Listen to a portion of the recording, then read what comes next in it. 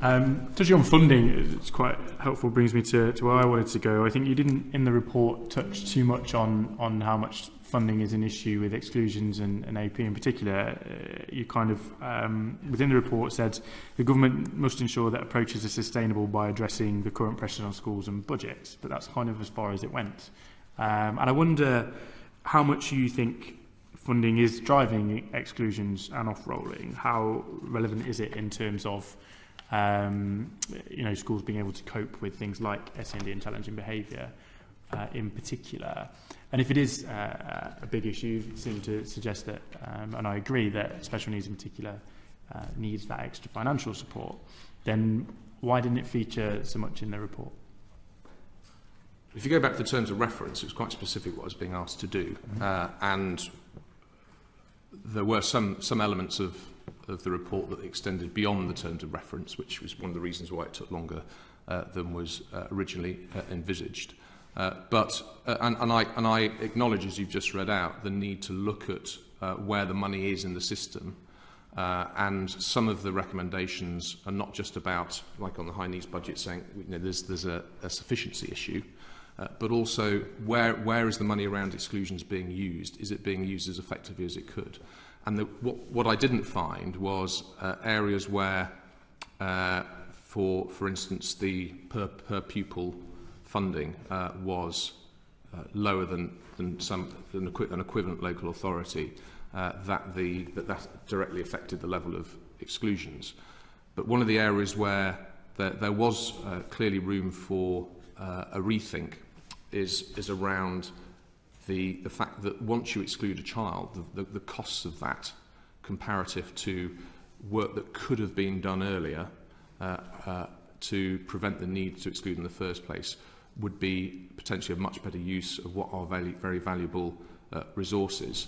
And that's why the recommendations around improving alternative provision, which includes a call for more capital funding into the facilities, but also how the expertise within alternative provision can be brought closer into mainstream school, and that schools themselves control more of the funding around the commissioning of AP to build that relationship between the two.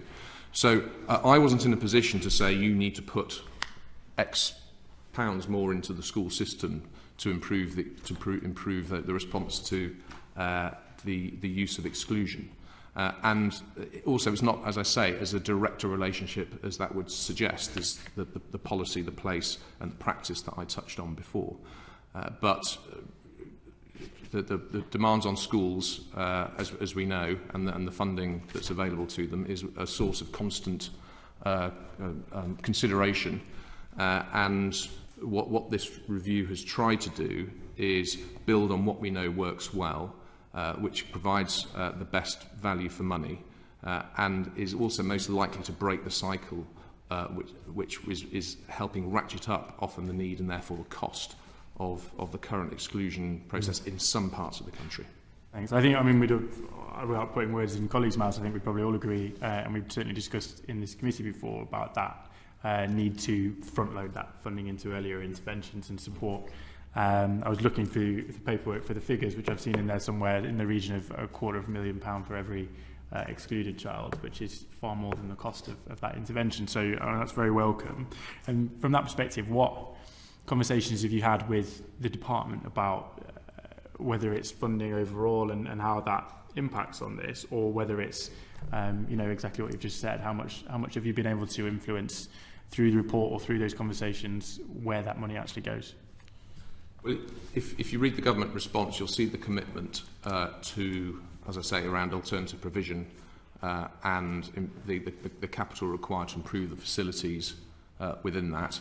There's the commitment to the Practice Improvement Fund, which I said need to be of sufficient reach and longevity to achieve the various objectives that were set out within it, and the areas of practice that were particularly identified through the review process that needed the greatest improvement would probably have the greatest impact.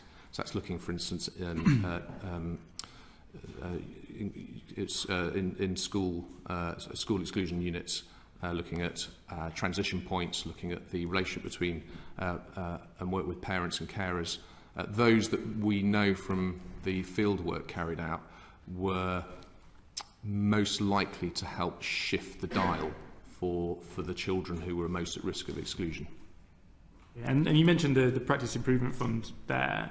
Just explain it to me a little bit. So I read it as being about commissioning and delivery of kind of good practice. You described it there a little bit more as almost kind of a best practice sharing scheme. One of the things that's frustrated me since I've been on this committee and meeting all the various chairs of boards and quangos and all the other things that we commission is how much of that funding is spent in extra pots and extra things around the place, when actually a lot of the time, you know, going through the list of proposals, things like nurture groups and inclusion units and whatever, I kind of feel that putting that funding into core schools budgets to enable them to deliver what works for them flexibly might be a better route to do that. So can you explain the premise of the Practice Improvement Fund a little bit more? Well, just as a starter into that, the point I made about devolving funding around alternative provision to schools is exactly around the same principle that you've just articulated, in that, for me, I'd rather see it sort of be a bottom-up rather than a top-down approach. But what the review also found, and this goes back to how, and again, this would be for the government to decide, but how you formulate a practice improvement fund that's built around what we know works. And central to that is, rather than schools doing it individually, is schools taking a sense of collective responsibility across their area, where there may not be those relationships embedded as well as they could have been in the past, and use that collective knowledge to work out if we were to look at, for instance, transition from primary to secondary. Who's doing it in our area? What's the impact that that's having? Is that something that we can use a fund to try and put training into other schools, or to build some summer programs between schools? So rather than it happening just within sort of the island of a school, it starts to spread the tentacles of the good practice. So that's where the sort of the local forum idea comes from within the review, and actually bringing schools together to come up with the solutions, because I'm in no doubt that they are there, and the fund is really just trying to draw those out and allow others to learn from the best.